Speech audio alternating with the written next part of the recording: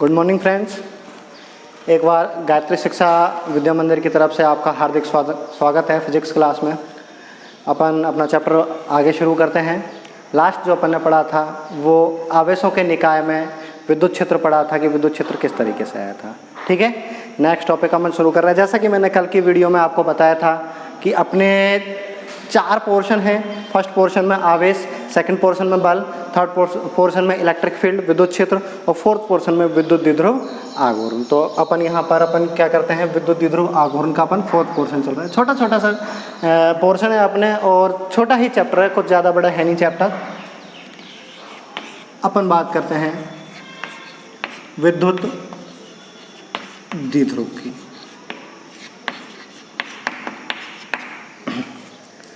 सबसे पहले विद्युत द्विध्रुव को परिभाषित करेंगे, उसके बाद विद्युत द्विध्रुव आघूर्ण को समझाएंगे। ठीक है, तो विद्युत द्विध्रुव की अपन बात करते हैं। विद्युत द्विध्रुव क्या होता है, यदि कोई 2 आवेश ले लें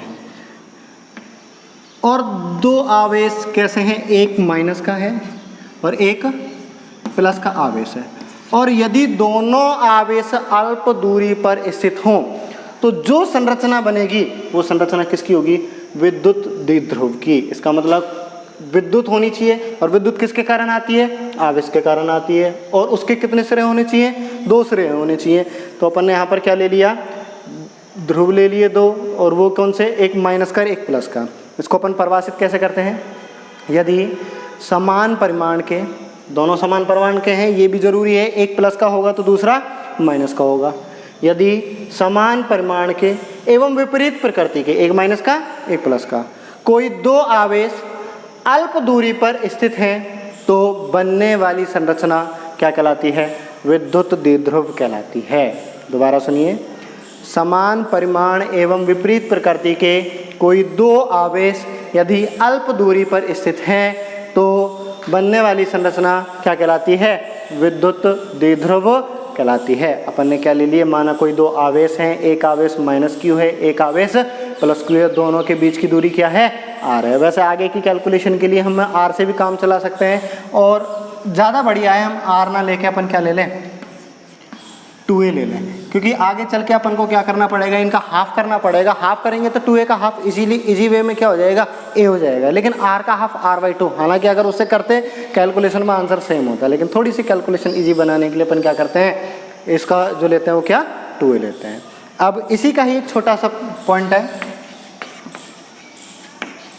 विद्युत द्विध्रुव आघूर्ण। क्या बनेगी इसकी परिभाषा, ये जो अपन ने अभी थोड़ी देर पहले आकृति बनाई थी वो कौन सी, विद्युत द्विध्रुव।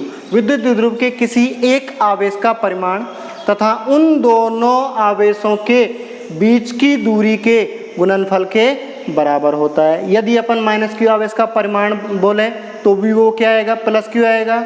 यदि अपन प्लस क्यू आवेश का परिमाण बोले तो भी वो आएगा क्या, प्लस क्यू ही आएगा। तो अपन क्या करेंगे, विद्युत द्विध्रुव आघूर्ण को प्रदर्शित करना है। इसको जो व्यक्त करते हैं वो किससे, P से व्यक्त करते हैं। तो P बराबर क्या आएगा, विद्युत द्विध्रुव के किसी एक आवेश का परिमाण, इन दोनों में से किसी एक आवेश का परिमाण क्या हो गया, Q, तथा इन दोनों आवेशों के बीच की दूरी के गुणनफल को विद्युत द्विध्रुव आघूर्ण कहते हैं। ध्यान रखिएगा, 2 परिभाषाएं दी हैं अपन ने, एक विद्युत द्विध्रुव की दी है, इसी का ही पॉइंट है क्या, विद्युत द्विध्रुव आघूर्ण। तो अपन कैसे परिभाषित करेंगे, यदि समान परिमाण एवं विपरीत प्रकृति के कोई 2 आवेश अल्प दूरी पर स्थित हों, ये अपन दूरी इतनी दिखा रहे हैं, इसका मतलब ये नहीं बहुत ही कम दूरी पर स्थित हो, तो वो आकृति जो बनेगी वो किसकी बनेगी, विद्युत द्विध्रुव की बनेगी। और इसी से ही अपन क्या परिभाषित करेंगे, विद्युत द्विध्रुव आघूर्ण। विद्युत द्विध्रुव के किसी एक आवेश का परिमाण तथा उन दोनों आवेशों के बीच की दूरी के गुणनफल को विद्युत द्विध्रुव आघूर्ण कहते हैं। ये अपना फॉर्मूला बन गया किसका, विद्युत द्विध्रुव आघूर्ण का। ये राशि जो होती है वो कौन सी, सदिश राशि होती है। यदि किसी चीज़ की दिशा अपन को पता हो तो वो कैसी राशि होगी, सदिश राशि होगी। तो इसको सदिश रूप में क्या लिखेंगे, P vector is equal to Q। ये चीज़ ध्यान रखना, Q जो है वो कैसी राशि होती है, अदिश राशि होती है, इनटू A पे, यहाँ पर A विस्थापन के रूप में लिया जा रहा है, इसलिए ये कैसी राशि है, सदिश राशि होगी। तो इसको सदिश के रूप में इस तरीके से लिखा जा सकता है। अपना फॉर्मूला बन गया P बराबर Q इंटू 2A। ठीक है, वही कोई भी अपन भौतिक राशि पढ़ते हैं तो उसकी मात्रक चाहिए होती है अपन को, उसकी विमा चाहिए होती है। तो अपन इसके मात्रक एवं विमा के बारे में बात कर लेते हैं। तो मात्रक क्या बनेगा इसका, सीधे सीधा सा है फॉर्मूला, इसकी ये फॉर्मूला है, फॉर्मूले की सहायता से अपन मात्रक निकाल देंगे। क्यू का क्या हो गया, कूलाम। 2 का कोई है, ये तो एक अचर संख्या है, इसका कोई मात्रक नहीं होता। ए अपनी क्या है, दूरी विस्थापन के लिए यूज ले रहे हैं, इसका क्या बनेगा, कूलाम इंटू मीटर। तो विद्युत द्विध्रुव आघूर्ण का मात्रक क्या हो गया, कूलाम इंटू मीटर। मात्रक के साथ साथ अपन को क्या चाहिए, इसकी विमा चाहिए, विमा परिभाषित करेंगे। विमा क्या बनेगी, इसी फॉर्मूले की सहायता से अपन क्या निकाल देंगे, विमा निकाल देंगे। इसकी विमा क्या हो गई, A1 T1। क्या, काफ़ी बार अपन ने ये विमा लिख ली है, अब अपन को सीधे याद हो जानी चाहिए कि आवेश की जो विमा है वो क्या होती है, A1 T1 होती है। इंटू यहाँ किसकी हो जाएगी, विस्थापन है, दूरी है, दूरी की क्या हो जाएगी, L1। तो यहाँ से क्या आ गई अपनी विमा, M0 L1 T1 A1। इसकी विमा क्या आ गई, M0 L1 T1 A1, इसकी विमा आ गई। इसका एक अन्य मात्रक और होता है, हालांकि नॉर्मली अगर डायरेक्ट पूछे तो ठीक है, वरना अगर अपन को विद्युत द्विध्रुव आघूर्ण का मात्रक पूछता है तो यही याद रखना है, कूलाम इंटू मीटर। इसका एक अन्य मात्रक और है जिसे अपन रिप्रेजेंट करते हैं किससे, डिबाई से। अपन ऐसे बोलेंगे, विद्युत द्विध्रुव आघूर्ण का एक अन्य मात्रक होता है जो क्या है, डिबाई। एक डिबाई बराबर 3.3 गुना 10⁻30 कूलाम इंटू मीटर।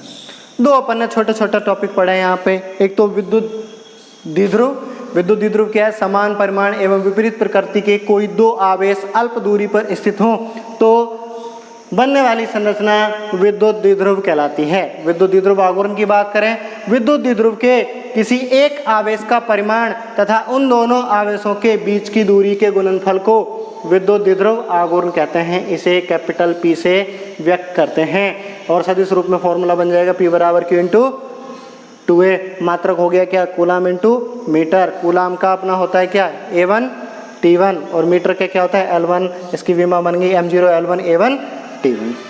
ठीक है, साथ के साथ अपन जैसे अपन कह रहे हैं कि जो P है वो कैसी राशि, सदिश राशि है, तो इसकी दिशा और होती है। एक चीज़ ध्यान रखना, अपन ने अब तक बल लिया, विद्युत क्षेत्र लिया, यदि इस तरीके की अवस्था है तो उसमें दिशा मैंने आपको बता चुका हूँ। इसकी दिशा ऑलवेज ऋणावेश से कहाँ की ओर होगी, धनावेश की ओर होती है। विद्युत द्विध्रुव आघूर्ण की दिशा ऋणावेश से धनावेश की ओर होती है। ये चीज़ अपन को स्पेशली याद रखनी है। ठीक है, ये अपना वो टॉपिक है जो हमारे सिलेबस में। अब मैं तुमको कुछ एग्जाम्पल के लिए ध्रुवीय और अध्रुवीय पदार्थ बता देता हूँ। वे पदार्थ जो ध्रुवीय होंगे उनमें विद्युत द्विध्रुव आघूर्ण पाया जाएगा, वे पदार्थ जो अध्रुवीय होंगे उनमें विद्युत द्विध्रुव आघूर्ण नहीं पाया जाएगा। मैं एक्स्ट्रा मटेरियल बता रहा हूँ, आपको याद रह जाए तो अच्छी बात है, वरना याद करने वाला यही है हमारे जो सिलेबस का वो पॉइंट। तो जैसे अब अध्रुवीय और ध्रुवीय को अपन कैसे परिभाषित करेंगे ये भी हमें पता होना चाहिए। तो उसके लिए अपन ये देख रहे हैं, सुनो, अध्रुवीय क्या होगा, ध्रुवीय क्या होगा। यदि कोई 2 आवेश हैं और उनके यदि द्रव्यमान केंद्र एक ही बिंदु पर स्थित हैं। द्रव्यमान केंद्र अपन पढ़ के आ चुके हैं। द्रव्यमान केंद्र क्या कहलाता है, यदि किसी निकाय का द्रव्यमान एक ही बिंदु पर हो या वह बिंदु जहां पर संपूर्ण निकाय का द्रव्यमान केंद्रित माना जा सके, क्या कहलाता है, द्रव्यमान केंद्र कहलाता है। तो अपन यहाँ पर ये कहेंगे, यदि कोई आवेश हो या कोई निकाय हो, उनका द्रव्यमान केंद्र एक ही बिंदु हो, तब तो वो कौन सा होगा, अध्रुवीय होगा। और यदि उनका द्रव्यमान अलग अलग हो तो वो कैसा होगा, ध्रुवीय होगा। ये समझो पहले कैसे। जैसे एग्जाम्पल के लिए मैंने एक एग्जाम्पल ले लिया HCl। ठीक है, HCl की अपन बात करें, Cl इस तरीके से है। दोनों के जो द्रव्यमान केंद्र होते हैं वो कैसे कैसे अलग अलग होते हैं। सबसे पहले मैं आवेश की बात करूं, हाइड्रोजन पर जो आवेश है वो कितना है +1, और क्लोरीन पर जो मैं बात करूं वो कितना है -1 है या नहीं है। ठीक है, दिशा हमेशा इसकी कहाँ से कहाँ की ओर होती है, माइनस से प्लस की ओर। ठीक है, और इनके बीच में कुछ ना कुछ दूरी बन रही है, दूरी बन रही है तो पदार्थ कैसा हुआ, ध्रुवीय हुआ। यदि इनका द्रव्यमान केंद्र कहीं एक ही बिंदु पर स्थित हो जाता, पदार्थ कैसा हो जाता, अध्रुवीय हो जाता। ध्रुवीय और अध्रुवीय, जो पदार्थ ध्रुवीय होगा उसका विद्युत द्विध्रुव आघूर्ण होगा, जो पदार्थ ध्रुवीय नहीं होगा उसका विद्युत द्विध्रुव आघूर्ण नहीं होगा। एग्जाम्पल के लिए एक और एग्जाम्पल लेते हैं, जैसे CO2, इसकी स्ट्रक्चर बनाते हैं CO2 की। CO2 की स्ट्रक्चर बनाएं तो C double bond O double bond O। अपन बात करें कार्बन की जो वैलेंसी है वो 4, ऑक्सीजन की कितनी 2, ये माइनस की, इसकी प्लस की, कहाँ से कहाँ की ओर, माइनस से प्लस की ओर। इसके कारण कहाँ से कहाँ की ओर, माइनस से प्लस की ओर। तो अपन यहाँ पर देख रहे हैं दोनों की मान कैसा है, समान, और दिशा कैसी है, विपरीत। एक दूसरे को क्या करेंगे, निरस्त करेंगे, और इनका परिणामी द्विध्रुव आघूर्ण जो निकल के आएगा P, वो कितना आएगा, 0 आएगा। इसके लिए मैं बात करूं, इसका परिणामी विद्युत द्विध्रुव आघूर्ण 0 नहीं आएगा। स्ट्रक्चर पे भी बात होती है। CO2 के अलावा और भी कई एग्जाम्पल है, O2 है, N2 है, H2 है, ये सारे के सारे जो हैं वो किसके हैं, अध्रुवीय पदार्थों के एग्जाम्पल हैं। और यदि मैं बात करूँ ध्रुवीय पदार्थों की, तो ध्रुवीय पदार्थों में एक तो मैंने एग्जाम्पल दे दिया HCl, दूसरा अपन एग्जाम्पल दे देते हैं NH3 आदि। ये कैसे पदार्थ हैं, अध्रुवीय पदार्थ हैं, ध्रुवीय पदार्थ हैं। ध्रुवीय पदार्थों के विद्युत द्विध्रुव आघूर्ण का मान कुछ न कुछ होता है, और अध्रुवीय पदार्थों के विद्युत द्विध्रुव आघूर्ण का मान कितना होता है, 0 होता है। ये याद हो जाए तो अच्छी बात है, ना हो तो कोई प्रॉब्लम नहीं। सिर्फ अपन को परिभाषा से मतलब है विद्युत द्विध्रुव की और विद्युत द्विध्रुव आघूर्ण की। दोनों परिभाषाएं आपको याद होनी चाहिए। विद्युत द्विध्रुव आघूर्ण की दिशा याद होनी चाहिए, कहाँ से कहाँ की ओर, ऋणावेश से धनावेश की ओर। अब एक इम्पोर्टेंट टॉपिक है, एक चीज़ और साथ के साथ ये भी समझिए, जैसे अपन ने लिया था यहाँ पर माइनस आवेश, यहाँ पर लिया था क्या, प्लस आवेश। जो दिशा बोलते हैं वो क्या, माइनस से प्लस की, और इसके बीच की दूरी जो मान के चलते हैं वो क्या, 2 है। यदि अपन इस डायरेक्शन में चलें, जैसे अपन ने इसकी दिशा बोल रखी है कहाँ से, माइनस से प्लस की ओर होती है, तो इसकी दिशा ऐसे होगी, या ये कह सकते हैं एक्स एक्सिस के अनुदिश होगी। यदि इसकी दिशा एक्स एक्स है तो इसको बोलते हैं अक्षीय स्थिति, और यदि इसकी दिशा एक्स अक्ष के लंबवत है तो इसको बोलते हैं निरक्षीय स्थिति। ठीक है, यदि दिशा, या तो अपन को जैसे आगे चल के क्या करना होगा कि विद्युत द्विध्रुव आघूर्ण की सहायता से विद्युत क्षेत्र का मान ज्ञात करना है।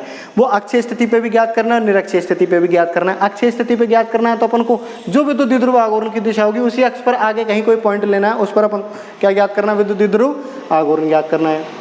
और यदि निरक्षीय स्थिति पर ज्ञात करना है तो ऊपर की ओर या नीचे की ओर, सुविधा के अनुसार अपन प्लस डायरेक्शन में लेते हैं तो वो देखना है अपन को। यहाँ पर अपन ने जो देखा वो कौन सी, अक्षीय निरक्षीय स्थिति। यदि दिशा विद्युत द्विध्रुव आघूर्ण की ही दिशा में है तो अक्ष, और विद्युत द्विध्रुव आघूर्ण की दिशा के लंबवत दिशा में है तो वो क्या कहलाएगी, निरक्ष कहलाएगी। नेक्स्ट हेडिंग, विद्युत द्विध्रुव आघूर्ण के कारण विद्युत क्षेत्र।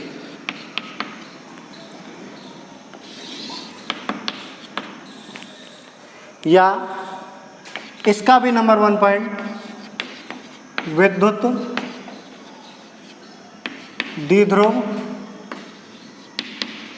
आघूर्ण के कारण अक्ष पर विद्युत क्षेत्र की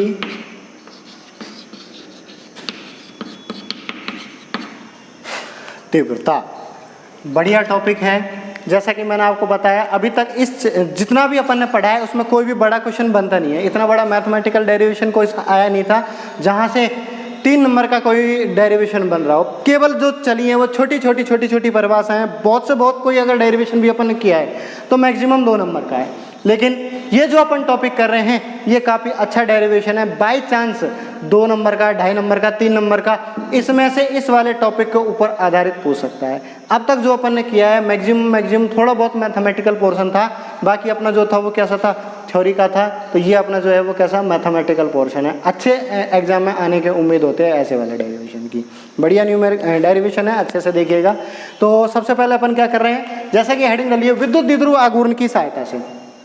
तो सबसे पहले विद्युत द्विध्रुव लेते हैं। विद्युत द्विध्रुव लेंगे तो विद्युत द्विध्रुव आघूर्ण होगा। और विद्युत द्विध्रुव का क्या होगा, यदि कोई 2 आवेश परिमाण में समान और प्रकृति में विपरीत ले लिए जाएं तो अपन सबसे पहले क्या करते हैं, माना अपनी सुविधा के अनुसार कोई 2 आवेश हैं,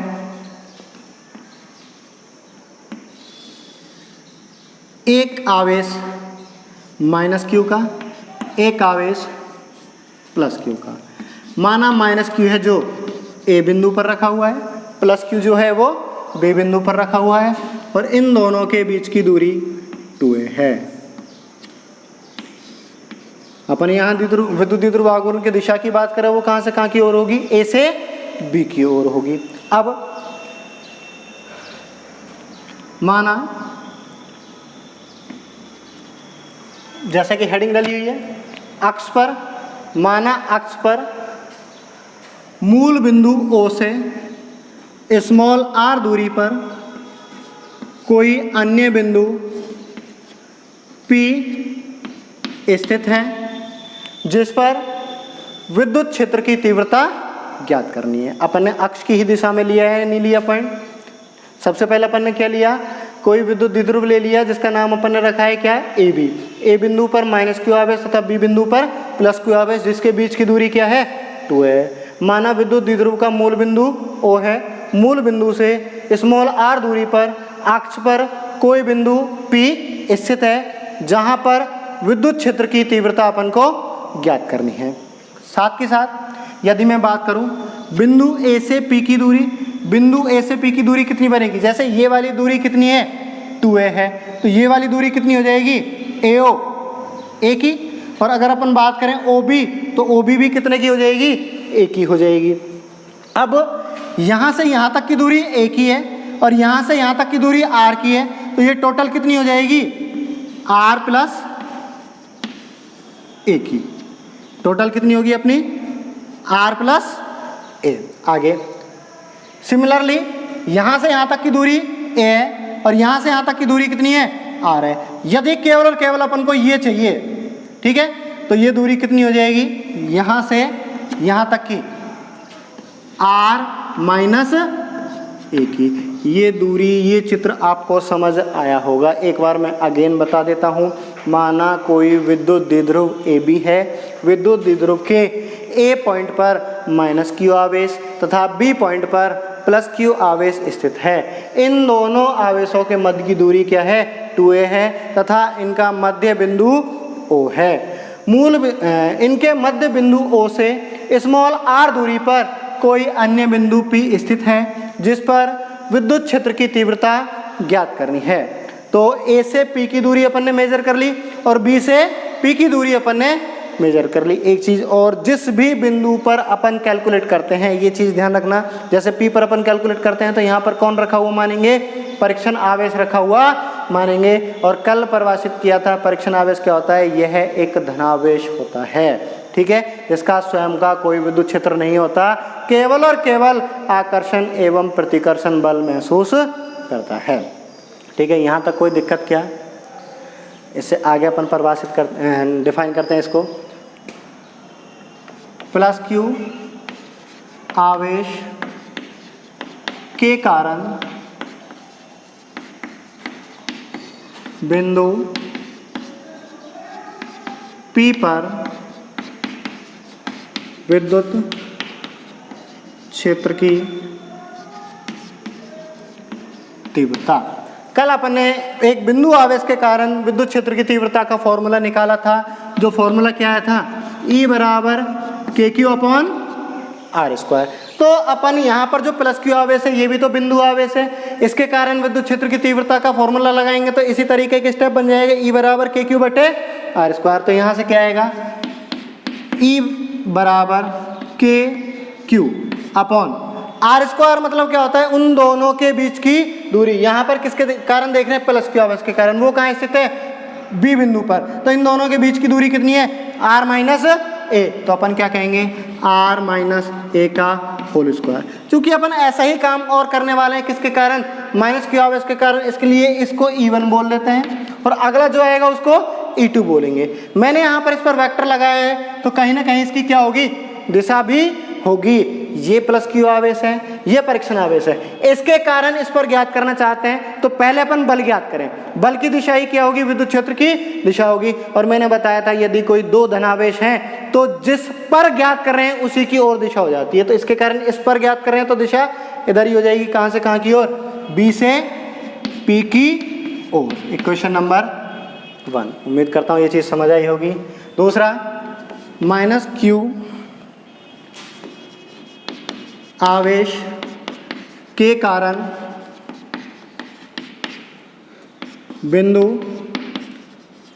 P पर विद्युत क्षेत्र की तीव्रता, जिसको अपन नाम दे रहे हैं किससे, E2 से। अपन यहाँ पर विद्युत क्षेत्र की तीव्रता निकाल रहे हैं। माइनस तो केवल और केवल किसको, दिशा को परिभाषित करेगा। फॉर्मूला अपना क्या रहेगा, के क्यू बटे आर स्क्वायर। तो अपन यहाँ पर फॉर्मूला यूज लेंगे, क्या बनेगा अपना, के क्यू अपॉन आर कितना है, ए से पी के बीच की दूरी कितनी है अपनी, आर प्लस ए। तो यहाँ से क्या बनेगा, आर प्लस ए का होल स्क्वायर। जब इसमें मैं वेक्टर लगाऊंगा तो यहाँ भी मुझे किसकी जरूरत पड़ेगी, दिशा की जरूरत पड़ेगी। अब ए बिंदु पर स्थित है कौन सा, माइनस आवेश। पी बिंदु पर स्थित है कौन सा, परीक्षण आवेश। स्थित नहीं है मानते हैं, वही चीज अपन यहाँ पर कौन स्थित है, परीक्षण आवेश। तो परीक्षण आवेश जो होता है वो कैसा, धनावेश। तो अपने आप दिशा किसकी चलेगी, विद्युत क्षेत्र के लिए प्लस से माइनस की ओर। तो यहाँ से क्या हो जाएगी दिशा, पी से ए की ओर। तो अतः बिंदु P पर कुल विद्युत क्षेत्र की तीव्रता, परिणामी भी बोल सकते हैं, इसको अपन E वेक्टर से व्यक्त करेंगे। E वेक्टर क्या होगा, E1 प्लस E2 होगा। अब अपन वेक्टर लगा के चल रहे हैं। जब वेक्टर लगा के चल रहे हैं तो एक चीज पे अपन फोकस करेंगे कि E1 प्लस E2 तो अपन देख लेंगे, वेक्टर लग रहा ठीक। यहाँ पर ये वाला चिन्ह है B से P की ओर, इसका मतलब इस डायरेक्शन में, और ये वाला चिन्ह है P से A की ओर, इसका मतलब इस वाली डायरेक्शन में। दोनों की दिशाएं कैसी हैं, परस्पर विपरीत हैं। यदि मैं यहाँ से सदिश हटाऊं तो उसके लिए अपन को क्या करना पड़ेगा, दिशा रखनी पड़ेगी। एक धनात्मक है तो दूसरी ऋणात्मक लेनी पड़ेगी। साथ के साथ अगर मैं ये देखना चाहूँ कि बिंदु P पर विद्युत क्षेत्र किसके कारण ज़्यादा होगा, बिंदु B के कारण ज़्यादा होगा या बिंदु A के कारण, चूंकि इन दोनों का परिमाण तो कैसा है, समान। चिन्ह विपरीत कोई फर्क नहीं पड़ता, लेकिन आवेश तो कैसा है, समान। लेकिन बिंदु P के B कैसा है, पास में। और कल विद्युत क्षेत्र रेखाओं के लिए ये वाला कॉन्सेप्ट आया था, यदि पास में स्थित हैं तो विद्युत क्षेत्र ज्यादा, और दूर स्थित हैं तो विद्युत क्षेत्र कैसा रहेगा, कम रहेगा। तो बिंदु B के कारण तो कैसा आएगा, ज्यादा आएगा। या ये कहें E1 कैसा आएगा, ज्यादा आएगा, और E2 कैसा आएगा, कम आएगा। तो एक तो अपन साइड में लिख के चलेंगे, E1 का मान किससे ज्यादा है, E2 से ज्यादा है। घटाने का कॉन्सेप्ट इसी पे से ही चलेगा। अपन ज्यादा में से क्या घटाएंगे, कम घटा देंगे। जैसे अपन यहाँ पर कोई सा एक विपरीत चिन्ह का लेना था अपन को, या तो E1, जैसे ये दोनों की दिशाएं विपरीत है ना, या तो E1 की दिशा कैसे ले लें, धनात्मक ले लें, या E2 की दिशा कैसे ले लें, धनात्मक। एक धनात्मक लेना है तो दूसरा ऋणात्मक। सुविधा के अनुसार जब अपन को ये पता है कि E1 का मान E2 से ज्यादा है तो कुछ इस तरीके की कैलकुलेशन करी जाए जिससे हमें आगे जोड़ना पड़े। तो उसके लिए क्या कर रहे हैं अपन, E1 का मान क्या ले रहे हैं, धनात्मक ले रहे हैं, और E2 का मान क्या ले रहे हैं, ऋणात्मक। और परिमाण में अपन निकाल रहे हैं तो वेक्टर में हटाऊंगा यहाँ से और वैल्यू रखूंगा, क्या बनेगा, KQ upon R minus A का होल स्क्वायर। इसका चिन्ह ले दिया क्या, minus KQ upon R plus A का होल स्क्वायर। और इसके लिए अपन क्या करेंगे, इसको सॉल्व करेंगे।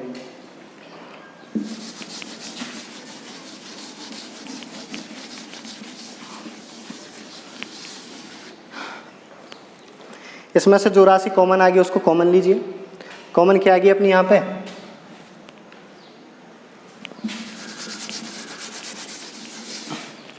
KQ अपना आ गया क्या, कॉमन।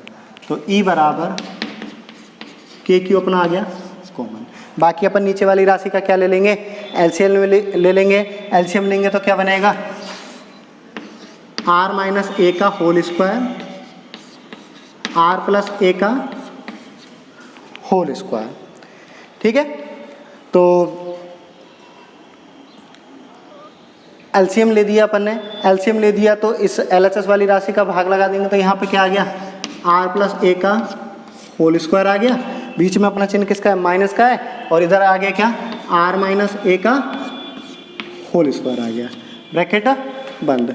नीचे वाली राशि को अपन क्या लिख सकते हैं, a माइनस बी का होल स्क्वायर है, a प्लस बी का होल स्क्वायर है। ये होल स्क्वायर वाली राशि को ये नीचे वाली को बाहर ले लीजिए, a minus B A plus B, तो ये हो जाएगा क्या, A square minus B square, और इन दोनों पे भी स्क्वायर का होल स्क्वायर। तो यहाँ से क्या आएगा, E बराबर के क्यू ब्रैकेट, ऊपर वाली राशि को मैं खोल रहा हूँ तो A square plus B square plus 2ab minus, यहाँ से क्या आया, A square plus B square minus 2ab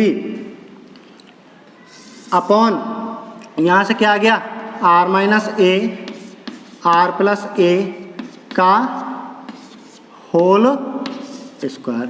इसको और कंप्लीट ओपन कर दीजिए, E बराबर K Q R square plus A square plus 2ra minus R square, minus का अंदर पूरे ब्रैकेट के साथ मल्टीप्लाई होगा तो चिन्ह सबके चेंज हो जाएंगे, minus A square plus 2ra upon, अंदर वाली राशि होगी a minus B A plus B, ये होगी क्या, A square minus B square का होल स्क्वायर। जो राशि कट रही है उसको काट देते हैं, आर स्क्वायर से R square cancel, A square से ए स्क्वायर कैंसिल, बचा क्या, 2ra।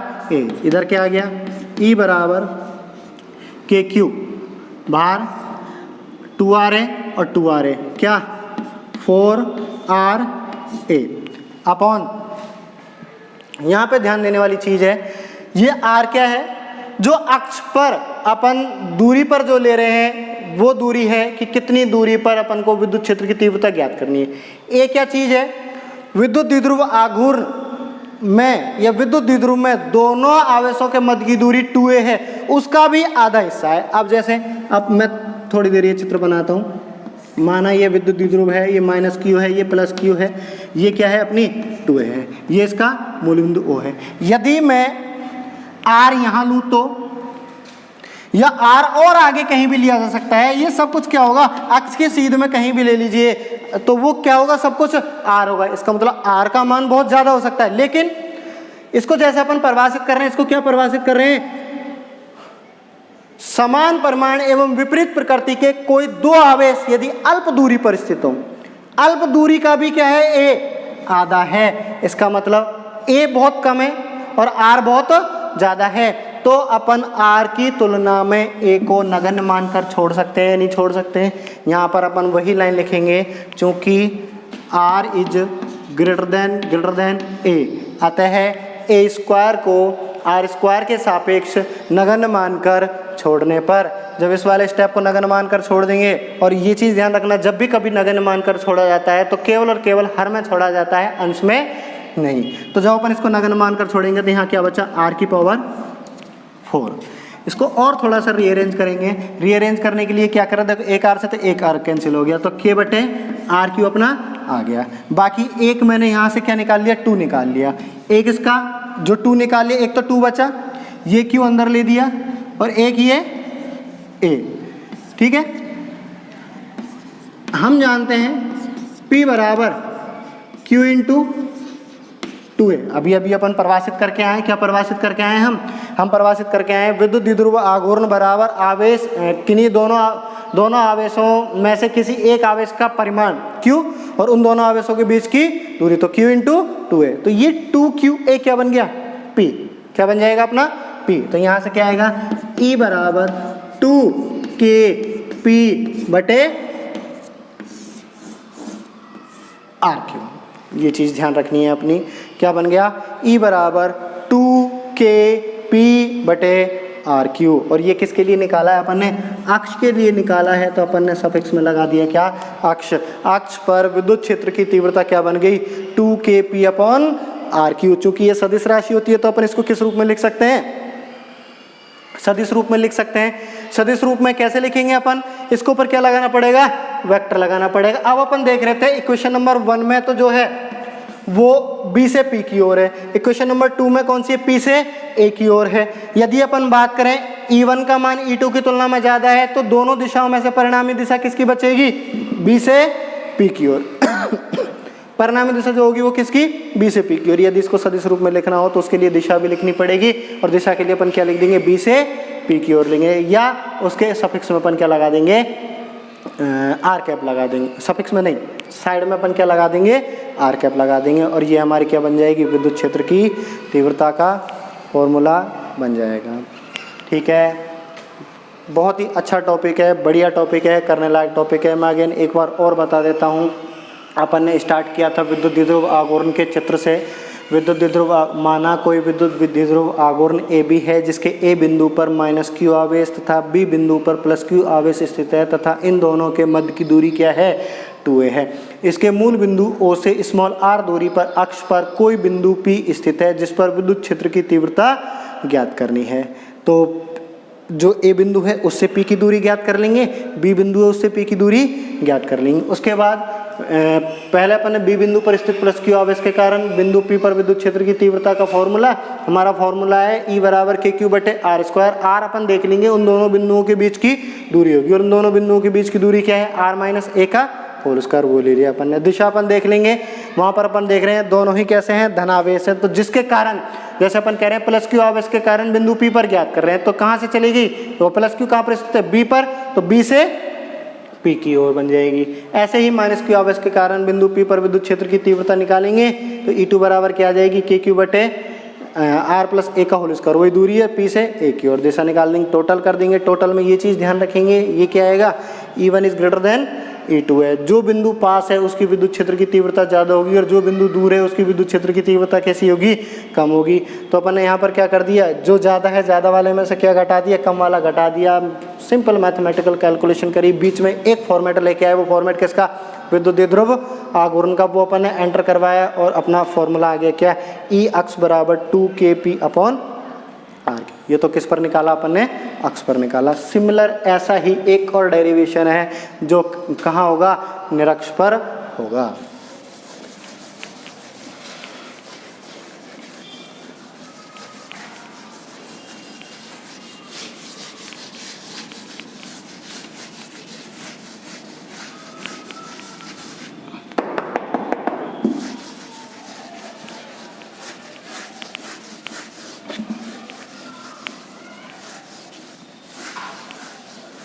इसके न्यूमेरिकल साथ के साथ करते रहें। कोई भी अगर न्यूमेरिकल नहीं होता है उसको व्हाट्सएप पे कमेंट करके बताएं।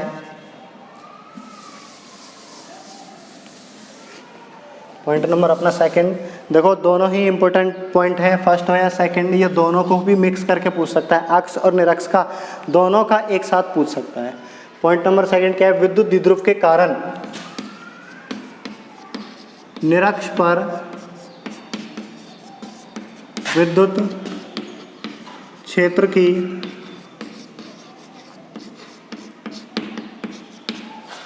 तीव्रता। अब जो अपन को निकालना है वो किस पर निकालना है? निरक्ष पर विद्युत क्षेत्र की तीव्रता ज्ञात करनी है। इसका चित्र थोड़ा कॉम्प्लिकेटेड है, अगर आपने चित्र समझ लिया तो ये समझ लीजिए डेरिवेशन अपने आप ही समझ आ जाएगा। कॉन्सेप्ट वही चलेगा जो अपना चलना है। निरक्ष मैंने अभी बताया था, विद्युत द्विध्रुव आघूर्ण की दिशा के लंबवत दिशा में होने वाली अक्ष क्या कहलाती है? निरक्ष कहलाती है। विद्युत द्विध्रुव आघूर्ण के लंबवत दिशा निरक्ष कहलाती है। तो सबसे पहले अपन इसके चित्र की बात कर लेते हैं। माना कोई विद्युत द्विध्रुव है, ए पॉइंट है, बी पॉइंट है।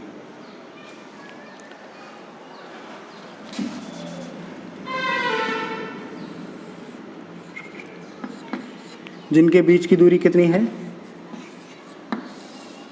2a है, जो अभी अपन लेते हुए चल रहे हैं, और इनका मूल बिंदु O है।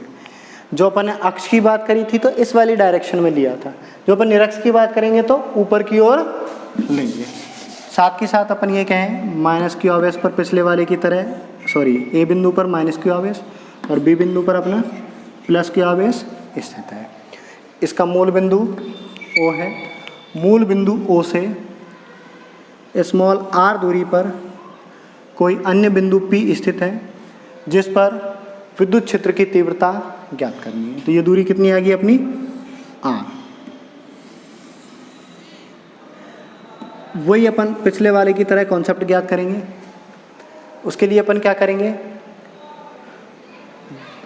प्लस क्यू आवेश के कारण बिंदु P पर विद्युत क्षेत्र माइनस क्यू आवेश के कारण अपन बिंदु P पर विद्युत क्षेत्र ज्ञात करेंगे। तो जब अपन प्लस क्यू आवेश के कारण विद्युत क्षेत्र ज्ञात करेंगे तो अपन को कहीं न कहीं BP दूरी चाहिए होगी। ऐसे ही माइनस क्यू आवेश के कारण विद्युत क्षेत्र ज्ञात करेंगे, अपन को AP दूरी चाहिए होगी। तो उसके लिए अपन क्या कर रहे हैं, माना क्या, ये तो है ही, जैसे ये वाली दूरी 2a है तो AO के बीच की दूरी क्या हो जाएगी, a हो जाएगी, और ये भी दूरी क्या हो जाएगी, a हो जाएगी। ये दूरी r है, ये दूरी a है, तो इसका विकर्ण नहीं पता लगा सकते। विकर्ण क्या बन जाएगा, r square plus a square का अंडर रूट। ठीक है। सिमिलरली अगर अपन AP दूरी भी ज्ञात करना चाहें तो वो भी क्या बन जाएगा, r square plus a square का अंडर रूट। हम सबसे पहले प्लस क्यू आवेश के कारण निकालना चाहेंगे। प्लस क्यू आवेश के कारण विद्युत क्षेत्र की तीव्रता, तो उसकी दिशा कहाँ से कहाँ की ओर जाएगी, B से P की ओर। तो ये चीज़ ध्यान देनी है अपन को, विद्युत क्षेत्र की तीव्रता जो अपन की अपनी जानी है वो कहाँ से कहाँ की ओर जानी है, बिंदु B से P की ओर। माना ये वाली जो होगी वो कौन सी होगी, E1 वेक्टर होगी। ठीक है। और ऐसे ही जब माइनस क्यू आवेश के कारण विद्युत क्षेत्र की तीव्रता ज्ञात करनी है तो वो कहाँ से कहाँ की ओर जाएगी, P से A की ओर। ये चीज़ बिल्कुल दिमाग में क्लियर होनी चाहिए। बिल्कुल मैंने तो वही कॉन्सेप्ट लिया है जो अपन ने पिछले वाले में लिया था। प्लस से प्लस की ओर निकालते हैं तो दिशा जिस पर निकाली जाती है उसी की ओर लगा देते हैं। तो अपन निकाल रहे हैं B से प्लस क्यू आवेश के कारण बिंदु P पर, तो कहाँ लगा दी दिशा, B से P की ओर। और जब अगर माइनस की बात करी जाती है तो यहाँ जो दिशा जाएगी वो कहाँ से, प्लस से माइनस की ओर। तो विद्युत क्षेत्र की तीव्रता की दिशा कहाँ से कहाँ की ओर लगा दी, प्लस से माइनस की ओर। और इसका नाम अपन दे लेते हैं क्या, E2। ठीक है। आगे चल के अपन को परिणामी विद्युत क्षेत्र की तीव्रता चाहिए होगी, वो मैं तभी बात करता हूँ, पहले एक बार लिख लेता हूँ।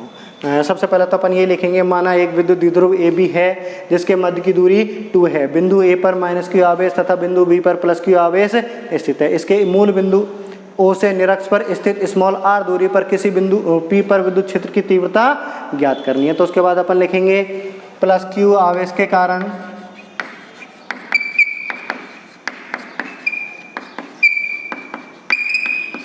P पर विद्युत क्षेत्र की तीव्रता, इसको नाम क्या दे रखा है अपन ने, E1 दे रखा है। E1 बराबर KQ अपॉन R स्क्वायर, और R कितना है अपना, under root R square plus A square का भी स्क्वायर। और यहाँ जो दिशा जाएगी वो क्या जाएगी, कहाँ से कहाँ की ओर है, B से P की ओर। इसको और थोड़ा सा सॉल्व कर लेते हैं। E1 वेक्टर बराबर KQ upon R square plus A square, root से स्क्वायर कैंसिल, और दिशा जो चलेगी वो कहाँ से, B से P की ओर। Equation number first. Similarly minus Q आवेश के कारण P पर विद्युत क्षेत्र की तीव्रता, जिसका नाम अपन ने दे रखा है क्या, E2। वेक्टर लगा के चलेंगे, क्या बनेगा, KQ upon R square plus A square के अंडर रूट का भी स्क्वायर, और दिशा कहाँ से चलेगी, P से A की ओर। तो इसको यदि अपन सॉल्व करेंगे तो E2 वेक्टर बराबर क्या करेंगे, KQ upon R square plus A square, और दिशा कहाँ से, P से A की ओर। Equation number 2। यहाँ तक बिल्कुल अपना डेरिवेशन जो था वो उसी तरीके से है जो अपन ने फर्स्ट वाला किया है। फ़र्क सिर्फ केवल क्या आया, ये जो दूरी है बीच की दूरी, ये अपन ने ज्ञात करनी पड़ी। वहाँ भी अपन ने कुछ एडजस्ट करके दूरी ज्ञात की थी, यहाँ भी अपन कुछ एडजस्ट करके दूरी ज्ञात कर रहे हैं। यहाँ पर क्या आ गई, R square plus A square का अंडर रूट। ये वाली दूरी की भी बात करें तो ये भी कितनी आएगी, R square plus A square का अंडर रूट। समीकरण नंबर 1 और समीकरण नंबर 2 पर अगर हम फोकस करें तो हम यहाँ पर फोकस कर रहे हैं कि जो परिमाण है वो कैसा आ रहा है, समान आ रहा है। जो केवल जो बदल रही है वो क्या बदल रही है, दिशा बदल रही है। तो अपन क्या करेंगे, दिशा के हिसाब से इसको घटकों में बांटेंगे। चित्र को और थोड़ा सा आगे बढ़ा रहे हैं, साथ के साथ ये भी कह रहे हैं, माना ये वाला जो एंगल है ये कितने का है, थीटा का है। अपन ये कह देते हैं कि जो AP दूरी है वो द्विध्रुव से थीटा कोण पर स्थित है। जब ये वाला एंगल थीटा का है तो ये वाला भी कितने का होगा, थीटा का ही होगा। और ये थीटा का है तो ये भी कितने का होगा, थीटा का ही होगा। अब अपन यहाँ से E1 और E2 को घटकों में डिवाइड कर देते हैं। E1 और E2 को जब अपन घटकों में डिवाइड करेंगे तो जिस साइड कोण होता है वो किसका घटक होता है, कॉस थीटा का घटक होता है। और जिस साइड कोण नहीं होता वो किसका घटक होता है, साइन थीटा का घटक होता है। तो सबसे पहले अपन E1 को घटकों में डिवाइड कर रहे हैं तो क्या बनेगा इसका घटक, E1। इधर थीटा है तो ये क्या बनेगा, E1 कॉस थीटा। ठीक है, और इसके दूसरी साइड वाला ये वाला जो जाएगा ये कौन सा जाएगा, E1 साइन थीटा का। ये तो अपन ने केवल किसको डिवाइड किया है, E1 को डिवाइड किया है। फिर अपन किसको डिवाइड करेंगे, E2 को। जिस साइड कौन होता है वो कौन सा, कॉस का, और जिस साइड कौन नहीं होता वो किसका, साइन का। तो ये कौन सा आ गया, E2 कॉस थीटा। और ये जो इधर आएगा इस वाली डायरेक्शन में, इस वाली लाइन को अपन घटकों में बांट रहे हैं तो एक ऐसे आएगा और एक ऐसे आएगा। ठीक है, तो ये क्या आएगा, E2 साइन थीटा। ठीक है, ये अपन ने घटकों में डिवाइड किए। यहाँ पर ध्यान देने वाली बात ये है, जो कॉस थीटा वाले होते हैं उसको अनुदिश घटक बोलते हैं और जो साइन थीटा वाले होते हैं उनको लंबवत घटक बोलते हैं। तो अपन यहाँ से कह सकते हैं कि अनुदैर्घ्य घटक या अनुदिश घटक तो एक ही दिशा में है, एक ही दिशा में होने के कारण क्या हो जाएंगे, जुड़ जाएंगे। लेकिन लंबवत घटक E1 और E2 कैसे हैं, विपरीत दिशा में। और समीकरण नंबर 1 और 2 से अपन कह सकते हैं, क्या कह सकते हैं, समीकरण नंबर 1 और 2 से अपन कह सकते हैं E1 वेक्टर का परिमाण और E2 वेक्टर का परिमाण दोनों कैसा है, समान है। जब परिमाण समान है तो दोनों में साइन साइन तो है ही, E1 और E2 बराबर हैं तो ये पूरा का पूरा मान बराबर नहीं हो गया।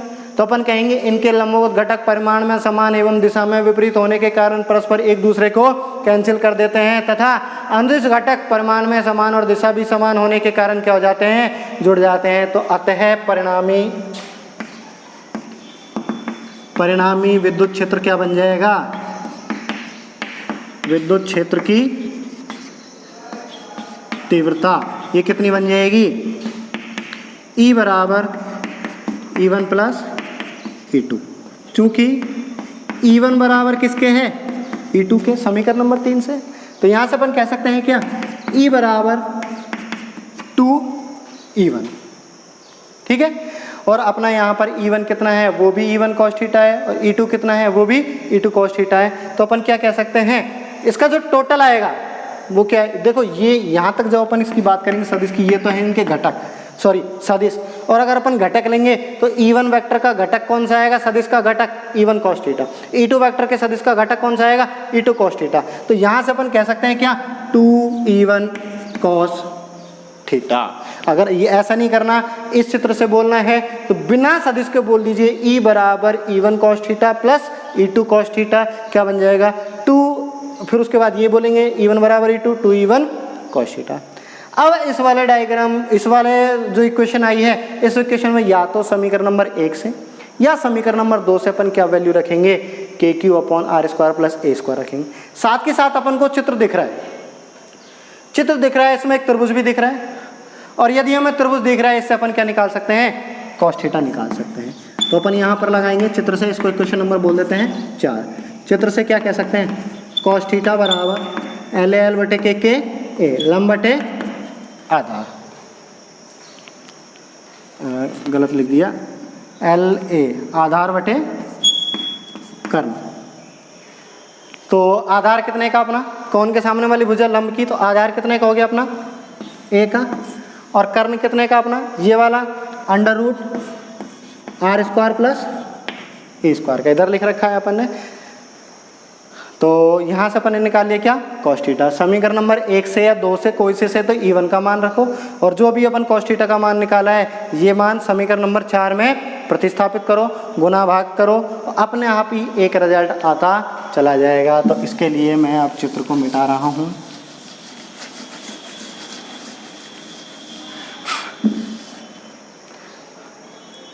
अतः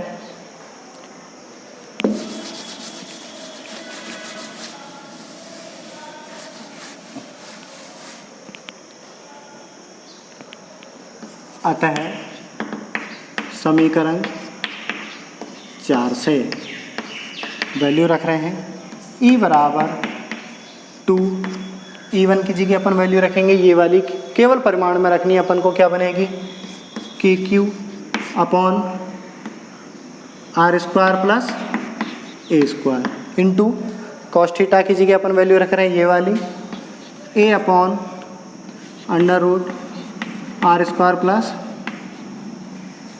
ए स्क्वायर। तो यहाँ से क्या आ जाएगी, E बराबर 2, के को अलग निकाल दिया, क्यू ए को एक जगह एडजस्ट कर दिया, upon R square plus A square. इसकी घात तो है यहाँ पे कितनी 1, और इसकी घात है यहाँ पे कितनी आधी, तो कितनी बन जाएगी अपनी यहाँ पे 3/2। ये वाली राशि तो क्या हो गई Q इंटू 2a, और नीचे जो लिख रहा है ब्रैकेट में, इसके लिए अपन क्या कह सकते हैं, R is greater than A। मैंने पिछले कॉन्सेप्ट में ही बता दिया ये ग्रेटर देन A क्यों हुआ। उस हिसाब से अपन क्या कह सकते हैं, ए स्क्वायर को आर स्क्वायर के सापेक्ष नगण्य मानकर छोड़ने पर। तो क्या मिला अपना E बराबर के, इसकी जगह तो रख दिया अपन ने P। जब अपन ए स्क्वायर को आर स्क्वायर के सापेक्ष नगण्य मानकर छोड़ेंगे तो ये कैंसिल, इसकी घात स्क्वायर है, यहाँ घात 1/2 कट जाएगी, केवल और केवल क्या बचा आर की घात 3। तो ये E क्या आ गया, E बराबर KP अपॉन आर क्यू, और ये किस पर निकाल लिया अपन ने, निरक्ष पर। और अक्ष पर अपन ने कितना निकाला था, EX बराबर 2KP अपॉन आर क्यू। हमसे या तो ऐसे पूछ सकता है अक्ष पर निकालिए निरक्ष पर निकालिए, या ऐसे पूछ सकता है सिद्ध कीजिए अक्ष पर विद्युत क्षेत्र की तीव्रता निरक्ष पर विद्युत क्षेत्र की तीव्रता के 2 गुना होती है। तो अपन इन दोनों समीकरणों में आपस में संबंध देख लेंगे ना। यहाँ पर जो ये वाली वैल्यू है इसकी जगह अपन क्या रख सकते हैं, ई निरक्ष नहीं रख सकते क्या, तो यहाँ से क्या आ जाएगी, ई अक्ष इज इक्वल टू 2 इंटू ई निरक्ष। तो यहाँ से अपन ने सिद्ध कर दिया कि अक्ष पर विद्युत क्षेत्र की तीव्रता निरक्ष पर विद्युत क्षेत्र की तीव्रता के कितना 2 गुना होता है। ये अपन ने 2 अलग अलग टॉपिक देखे हैं, अक्ष पर विद्युत क्षेत्र की तीव्रता का और निरक्ष पर विद्युत क्षेत्र की तीव्रता का। किसके कारण, विद्युत द्विध्रुव आघूर्ण के कारण। एक छोटा सा अंतर है, जो अपन ने अक्ष पर निकाली है विद्युत द्विध्रुव आघूर्ण के निकाली है तो आ रही है क्या, समानुपाती 1/r3। कोई सा भी फॉर्मूला देख लें, अक्ष का देखे चाहे निरक्ष का। और जब बिंदु आवेश के कारण अपन ने निकाली थी तो आया था क्या, समानुपाती 1/r²। नॉर्मली इनका ग्राफ भी पूछ सकता है, इसका ग्राफ भी उसी के जैसा ही बनेगा। ठीक है, ये हुई अपनी अक्ष पर और निरक्ष पर। एक छोटा सा टॉपिक रह गया है अपना इस चैप्टर का। ठीक है, इसके अलावा मैं उम्मीद करता हूँ तुम न्यूमेरिकल करोगे और जो नहीं होगा उनको बता दोगे। बाकी अपन क्लास में नेक्स्ट में न्यूमेरिकल ही करेंगे।